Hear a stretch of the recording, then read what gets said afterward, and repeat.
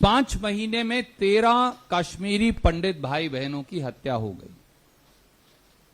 कल जो हुआ, एक अध्यापिका जो वापस कई साल के बाद मोदी जी के आश्वासन पर बच्चों को पढ़ाने गई थी, जिस निर्ममता और निर्दयता से उग्रवादियों ने उनके सर में गोली मारकर हत्या कर दी, पूरी मानवता उससे शर्मसार हुई।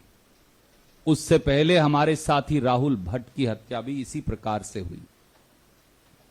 18 नागरिकों की जानें जा चुकी, 15 सुरक्षा कर्मी शहीद हो गए। सारे कश्मीरी पंडित भाई बहन आंदोलनरत हैं, बार बार ये कह रहे हैं कि हमें यहां नहीं रहना, हमें तो छोड़कर जाना है, हमें कहीं और सुरक्षा दीजिए। फिल्म के पर्चे तो भारतीय जनता पार्टी बहुत लगाती है, टेलीविजन पर बहस भी करवाती है, फिल्म की तो बहुत चर्चा होती है, पर जिंदा आदमी मर रहे हैं, उनकी हत्या उग्रवादियों द्वारा की जा रही है, उसकी चर्चा ना प्रधानमंत्री करते और माफ कीजिए ना उसकी चर्चा मीडिया में हो पा रही। सरकार की जवाबदेही तो सुनिश्चित करनी पड़ेगी। 1990 में भी जब भाजपा समर्थित सरकार केंद्र में थी और भाजपा के नेता राज्यपाल जम्मू कश्मीर में थे, तो 47,000 कश्मीरी पंडित परिवार पलायन करके गए थे कश्मीर से। आज फिर दिल्ली में उनकी सरकार, गवर्नर उनके, प्रशासन शासन उनका, और फिर कश्मीरी पंडितों की हत्या हो रही है। तब भी राजीव गांधी जी ने संसद का घेराव किया था। आज फिर भारतीय राष्ट्रीय कांग्रेस के मन से हम कहते हैं कि कश्मीरी पंडित भाइयों का, सुरक्षा बलों पर सुनियोजित उग्रवादियों के हमलों का, हमारे निर्दोष नागरिकों के नरसंहार का जिम्मेवार कौन है, ये रुकेगा कब, और मोदी जी और गृह मंत्री जी इस पर बोलेंगे कब? धन्यवाद।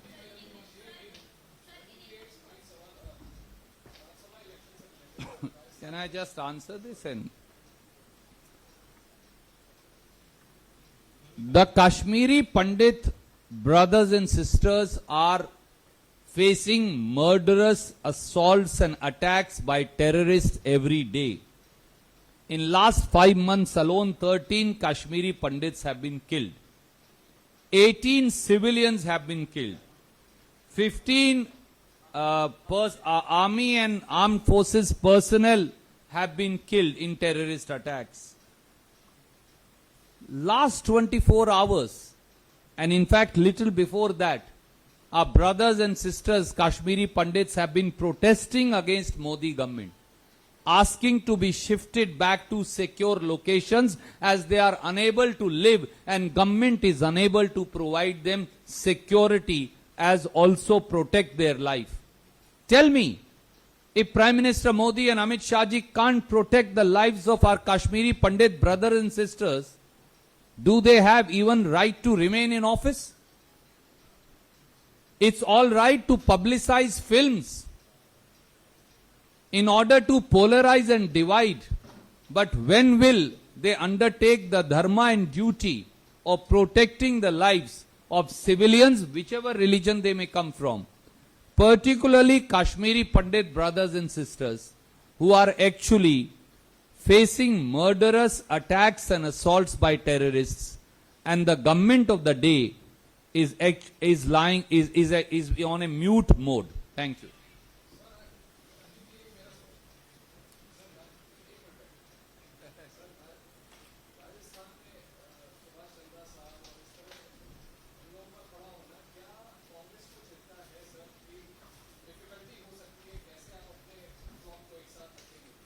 आदरणीय साथी, 3 बातें मैं आपके समक्ष रखूंगा। पहली, एक हमारे मित्र निर्दलीय उम्मीदवार के तौर पर राजस्थान की राज्यसभा में खड़े हैं, पर उनके नामांकन पत्र पर किसी निर्दलीय विधायक के दस्तखत ही नहीं। भारतीय जनता पार्टी के लोगों के दस्तखत हैं। भारतीय जनता पार्टी के पास केवल 30 वोट स्पेयर हैं, तो 30 से 41 वोट कैसे बनेंगी? क्योंकि उनके पास तो कोई और वोट है नहीं, और सभी 13 निर्दलीय विधायकों ने कांग्रेस को समर्थन दे रखा है। तो ऐसे में क्या यह सच नहीं कि भारतीय जनता पार्टी, केंद्र की भाजपा सरकार एक बार फिर मंडी लगाकर प्रजातंत्र की बोली लगा रहे हैं? और उस मंडी में बोली लगेगी कि कौन कितने करोड़ रुपए में, क्या वोट खरीदने का ये आबो हवा नहीं तो क्या है? ये तिरस्कार है, अपमान है राजस्थान की वीरभूमि का, जहां से सिंघवी साहब आते हैं। ये घोर तिरस्कार है हमारे ईमानदार और बहादुर हर दल के राजस्थान के विधायकों का, भारतीय राष्ट्रीय कांग्रेस के वहां अपने विधायकों के साथ साथ निर्दलीय विधायकों, बीएसपी से जो कांग्रेस में मर्ज कर गए थे और अब कांग्रेस का हिस्सा उन विधायकों, उनके साथ साथ आरएलडी के विधायक, उसके साथ साथ बीटीपी के विधायक, इन सब का समर्थन कांग्रेस पार्टी को है। पहले भी भाजपा ने विधायकों की खरीद फरोख्त से सरकार गिराने का षड्यंत्र किया था, वो तब भी फेल हुए थे, वो अब भी फेल होंगे। धन्यवाद।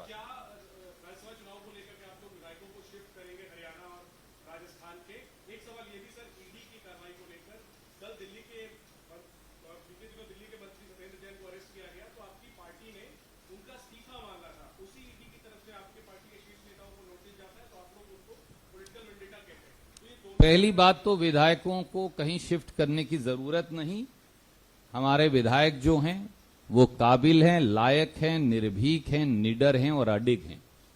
और आदरणीय मित्र, कम से कम आप दोनों केस के तथ्य मैं जरूर आपसे हाथ जोड़कर विनती करूंगा, उनका थोड़ा सा अध्ययन करेंगे तो आपको अंतर अपने आप नजर आ जाएगा। 1937 में नेशनल हेरल्ड अखबार निकाला, जिसके प्रणेता थे महात्मा गांधी, पंडित नेहरू, सरदार पटेल, श्री पुरुषोत्तम दास टंडन, आचार्य नरेंद्र देव, रफी अहमद किदवई, ये लोग थे।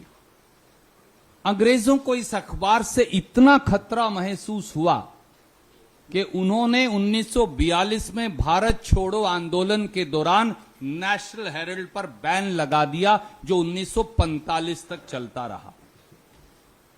आजादी के आंदोलन की आवाज बने इस अखबार का मूल मंत्र तब और अब दोनों समय था, आजादी खतरे में है, अपनी पूरी ताकत से इसकी रक्षा करें। आज फिर उस समय की अंग्रेजी हुकूमत का समर्थन करने वाली विचारधारा आजादी के आंदोलन की इस आवाज को दबाने का घिनौना षड्यंत्र कर रही है। इस षड्यंत्र के मुखिया स्वयं प्रधानमंत्री श्री नरेंद्र मोदी हैं और उनका हथियार उनका चहेता और पालतू ईडी है।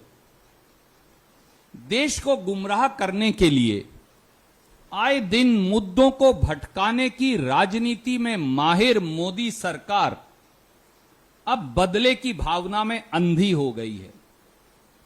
जिस मानसिकता ने अंग्रेजों का साथ दिया था, आज गुलामी की प्रतीक वो मानसिकता आजादी की कुर्बानियों से प्रतिशोध ले रही है।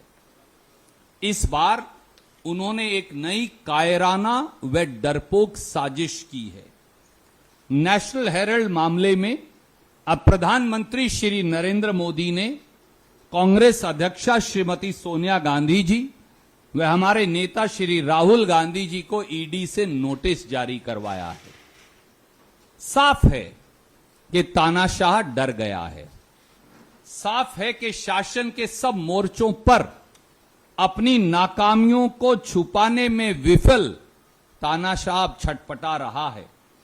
देश को गुमराह करने के लिए भारतीय राष्ट्रीय कांग्रेस के नेतृत्व के खिलाफ एक घिनौना और कायरतापूर्ण षड्यंत्र रचा जा रहा है।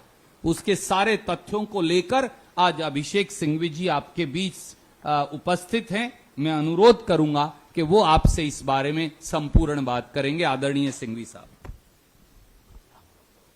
धन्यवाद सुरजेवाला साहब। मेरे आदरणीय मित्र ने आपको संदर्भ परिप्रेक्ष्य बताया है। मैं पहले अंग्रेजी में बोलता हूं, आप हिंदी में बोलें, फिर बाद में मैं आपसे हिंदी में भी बोलूंगा, संक्षेप में दोनों चीजें। but I want to make it clear at the outset that the fake issue of AJL, Associated Journals, is an attempt by BJP's propaganda machinery to deviate, diverge, and digress the attention of citizens from the multifarious vital issues of inflation, falling GDP, and social unrest, social divisiveness in this country. And I'll demonstrate that to you in a minute. By targeting National Herald, about which my honorable friend just spoke at some length, about its history, about its origin, about its legacy, about its evolution. By targeting National Herald every now and then, the BJP has in fact disgraced, disrespected and dishonored the freedom fighters, the stalwarts of this nation and their contributions to the freedom struggle, where incidentally this particular party or its predecessors had absolutely no role to play. Friends, this is truly a very weird case, alleged case, a money laundering case on which summons are issued with no money involved. I have yet to hear of this absolute acrobatics in imagination of creating a summons in respect of an allegation of money laundering where no money is involved. Now I take you back very simply, without being legalistic, without being technical, on 4 or 5 admitted facts. Number 1, and you have to see that it reeks, what I am telling you now, reeks of vendetta, of pettiness, of fear, as my friend said, of political cheapness. The CBI allegations in this regard, or the investigative process in this regard, let me be more accurate, starts with a well-known baiter of the Congress party, Dr. Subramaniam Swamy, and we are taken back to 2014 to 15 period. From 2014 to 15, the ED has not thought it fit till today, because they know they have no material to seek summons about the Congress president or about the former Congress president. Today, on the same facts, exactly the same alleged acts and omissions, not a comma, full stop change, in 22 June or in 22 end May, you are issued summons to divert attention on the same facts by ED. Now, what is the issue on facts, and why I said there is a strange case of alleged money laundering without money? There is, as my friend said, a company called AJL. It's a venerable old company for decades. It carries the great flag of National Herald with the legacy and the evolution we have just discussed. Over the years, it was there to project a thought process, a set of values, but commercially could not succeed. Therefore, commercially, AJL had a lot of financial problems over the decades. Ultimately, the Congress party, which believes in those values, stepped in and over a period of time gave 90 odd crores as financial support at different times. So AJL became an indebted company, a company with debt. Now comes the remarkable thing. AJL did what every company in India does, what every company abroad does, what is known as the basics of corporate activity. It converted its debt into equity. So, this debt of 90 crores was assigned to a new company, and you must note what the new company is. It's called Young India, so that the books of AJL became debt-free. Young India, in turn, which received the debt, कि इस देश में इस प्रकार से अपने puppet जैसा मेरे दोस्त ने कहा, कभी ईडी, कभी सीबीआई, कभी आईटी का दुरुपयोग करके हर राजनीतिक विरोधी को कश्मीर से कन्याकुमारी और गुजरात से पश्चिम बंगाल तक डराना, धमकाना और देश का पूरा ध्यान इधर से उधर करना, ये तकनीक अब पुरानी हो गई है। जैसा हमने कहा, हम न डरेंगे न झुकेंगे और सीना ठोक कर ऐसे कारनामों का सामना करेंगे। लेकिन आप एक बात समझ लीजिए कि कोई भी जो अक्षर एबीसी भी जानता हो कॉमन सेंस का या कानून का, वो ये नहीं कह सकता कि इसमें कोई मनी लॉन्ड्रिंग का केस शुरू भी होता है बनिस्बत इसके कि उसकी कार्रवाई आगे जा सके। Thank you, sir. Any questions? We'll take one by one. We'll start with you.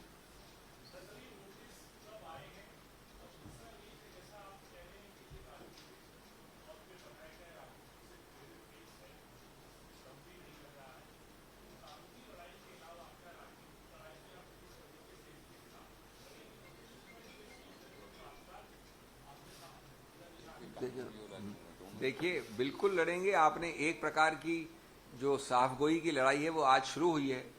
ये भी राजनीति का एक हिस्सा है, कानून का भी हिस्सा है। आपको स्पष्टीकरण देना, ये कार्रवाई चलती रहेगी। नोटिस की तिथि आवश्यक नहीं, कुछ दिन पहले का नोटिस है, लेकिन जैसा हमने कहा कि पूरी तरह से हम उसकी तामील करेंगे, हमें कुछ छुपाना नहीं है और पुरजोर तरीके से, बिना डरे, बिना हटे, बिना हेजिटेशन के हम इसका सामना करेंगे। और इसके बारे में आपको आज सब तथ्य बताए हैं, वो भी उसी लड़ाई का एक प्रक्रिया है, कड़ी है।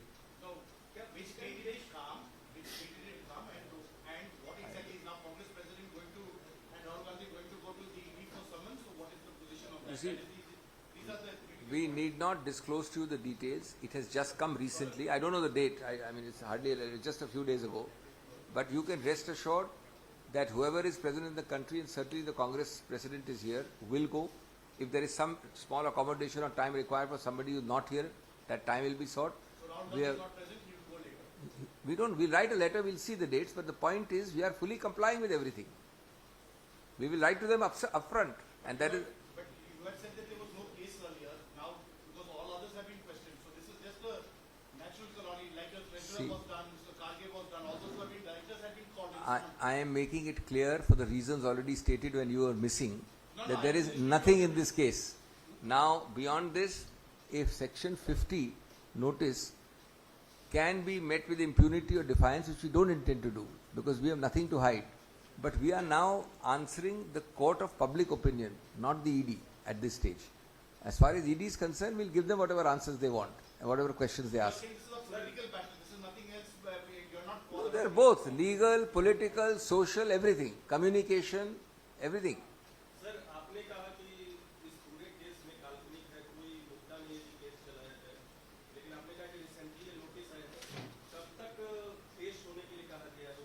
अभी निकट भविष्य में। दूसरी चीज की इस तरह के संबंध में क्या किसी अभी पेश होना होता है या दूसरा भी कानूनी रास्ता होता है? क्या इस तरह के देखिए, ऐसा है, इन तथ्यों का कोई खास मायने नहीं, लेकिन आप पूछ रहे हैं तो अभी वाला जो नोटिस है माननीय कांग्रेस अध्यक्ष का, वो 8 तारीख को उनको बुलाता है। एक पॉइंट। दूसरा, इसमें जो भी उत्तर होते हैं, तथ्य होते हैं, जो कानूनी जवाब होते हैं, वो सब उनको दिए जाएंगे। कानून की एक प्रक्रिया है, उसको देखा जाएगा। लेकिन हमारा आज का उद्देश्य वो है जो हमने आपको बताया है। 8 जून बिल्कुल जाएंगे, बिल्कुल 100% जाएंगे। 8 जून 8 मैंने कहा कि माननीय कांग्रेस अध्यक्ष जाएंगी। अगर राहुल जी यहां हुए तो जाएंगे, नहीं तो थोड़ा सा समय मांग सकते हैं, वो हमको पता नहीं डिटेल्स अभी।